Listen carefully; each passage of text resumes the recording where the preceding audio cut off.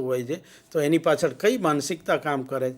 અને બીજું કે સાહિત્યને અત્યારે આપણે ખાલી સાહિત્ય તરીકે ન જોતા અને સમાજશાસ્ત્ર સાથે જોડ્યું, માનસશાસ્ત્ર સાથે જોડ્યું, રાજ્યશાસ્ત્રથી માંડી અને અનેક વિધાઓમાં એ વહેંચાતું ચાલ્યું. ટેકનોલોજીએ પણ એટલી અસર કરી અને આજે ગુજરાતી સાહિત્યમાં વિશ્વભરમાં થતા આંદોલનોને ઝીલવાની એક ક્ષમતા આવી છે. એક નવું પ્રગટ રૂપ જન્મી આવ્યું છે અને બહુ જ સઘન એવી વિચાર વિવેચના ની એક સ્થિતિ તૈયાર થઈ છે.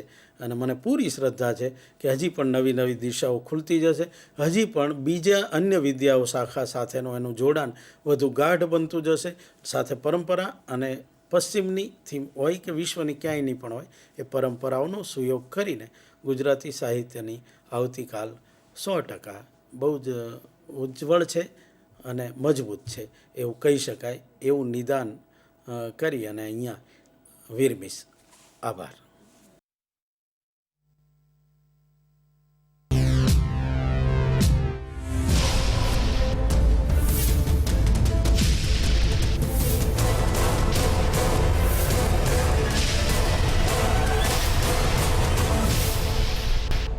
Sandhan. All Gujarat integrated classroom. સેટેલાઇટના માધ્યમથી જોડતી કડી એટલે સંધાન.